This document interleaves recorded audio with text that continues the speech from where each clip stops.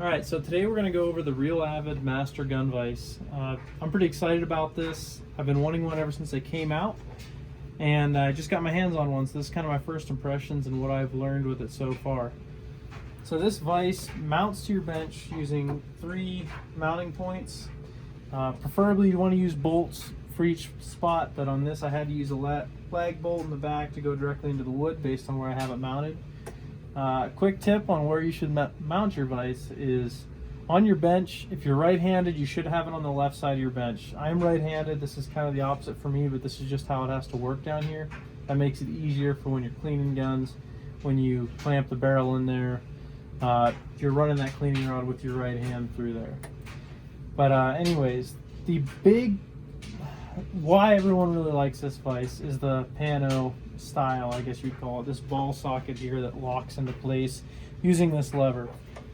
So when you're doing work, you can actually orient that however you would like and get the best possible positioning for your work that you're working on.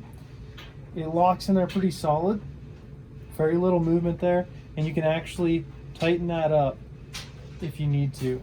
So it's all dependent on what you're looking for there.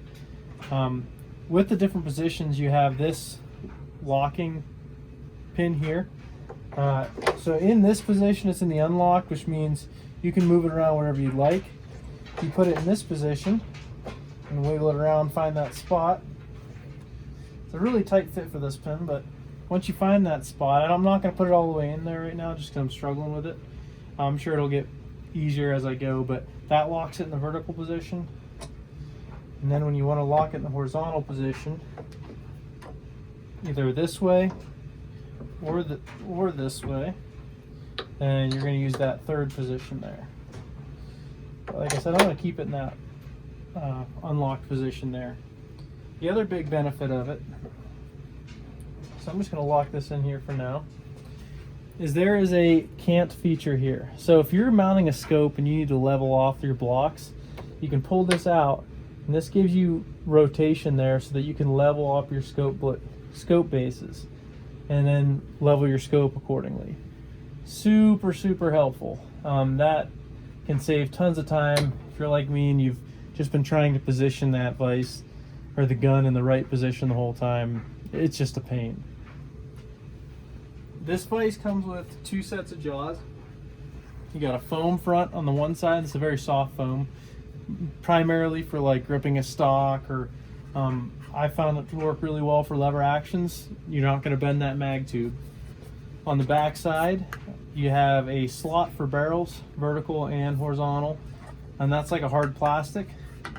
So how these mount, I'm actually going to mount it like this for now.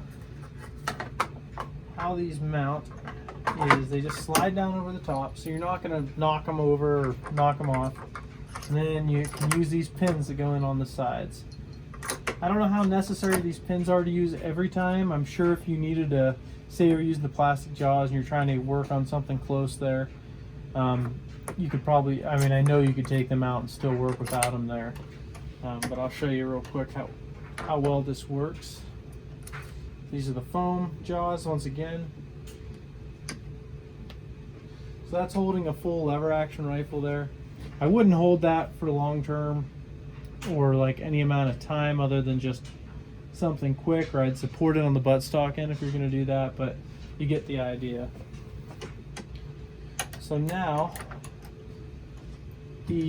one of the main things that I was worried about with this vise is the last vise that I had on my bench did not open up wide enough for what I needed it to. And that is for the MGW sight pusher.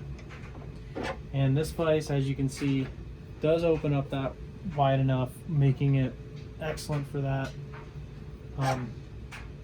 Yeah, I've been very disappointed if it did not go out that far. One last thing of note here, you can see there's a milled out channel on these vise jaws. You can unscrew these if you don't use that. I believe that's to be used with one of their AR blocks for lower receiver.